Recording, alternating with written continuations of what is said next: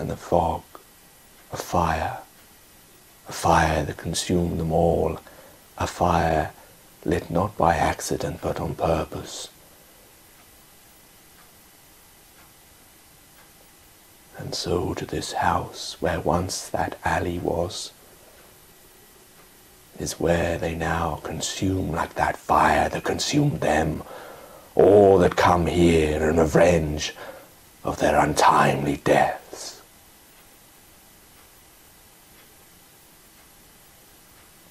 O mortal world that lives out there, that makes jest of that dwells within the dark, hear my words, my story,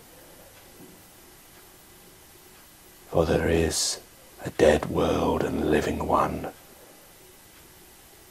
and they come about as easy as each other, and they intermingle, and those of the dead, those zombified ghosts, those things that you hear in the night, the scratches on the wall, the whining cats, the barking dogs,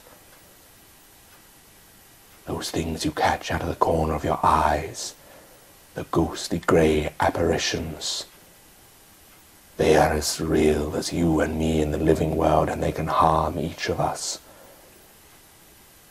Yet we may not harm them, for they have passed beyond any pain and suffering.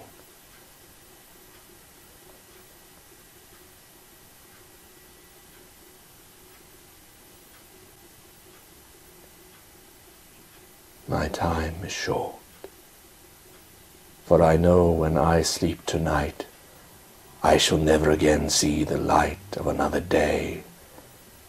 I have been forewarned that my bloody death shall occur this night, whence I use my time to warn you of these things that dwell behind me in the dark. And while these apparitions, these dispatchers of the living, are within this darkness, within this ancient house, within these ancient walls, they may travel within any darkness. The same darkness when you turn off the lights at night and you go to sleep. The same darkness when you close your eyelids. The same darkness when you're down a street and the lamplight flickers and goes off. Within any darkness that the eye is capable of seeing, within that, like the sea where fish dwell, so may these apparitions, these ghosts, these deadly creatures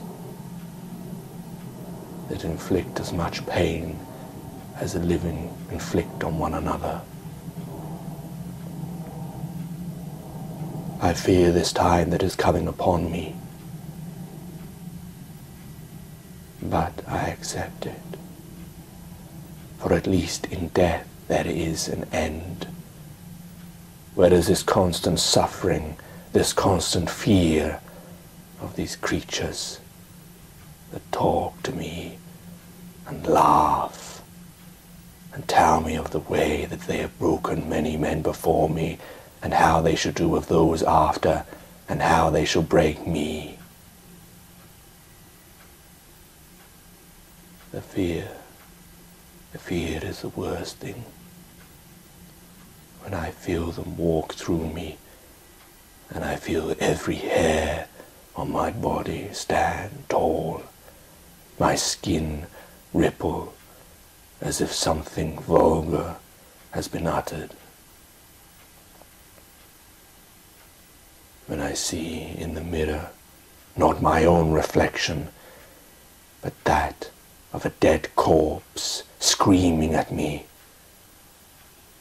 When I hear their whispering voices, whispering as if they're having conversations from the past, whispering when they're talking about devilish things, of languages that I cannot understand. of words backwards repeated, of screams as if they're coming straight within my ears, and yet when I turn I see nothing at all. Of that feeling, that very fearful feeling of knowing that there is something in the room at the corner, and yet you daren't go over there, and even if you did, there would be nothing at all, nothing, and yet you would still feel as if there was something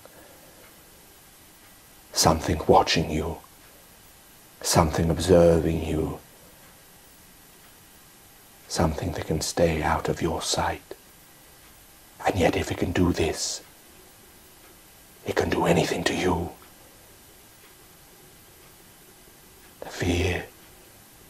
The fear truly is the worst thing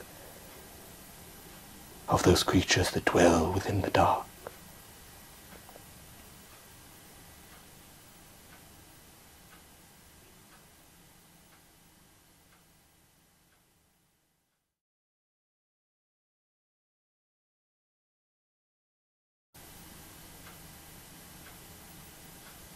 Yeah, that'll do. 13 minutes. Shame it wasn't 10, because then it would be able to do one part. Turn this bloody light off before I blind myself. God, now it is dark. I'm a bit scared now. Let's put this light back on. Sometimes when I was saying that, I was thinking that if I turn it off, I was seeing things in the background. But there wasn't. Well, I hope there wasn't. That'd be good if there was. That'd be like Most Haunted, wouldn't it?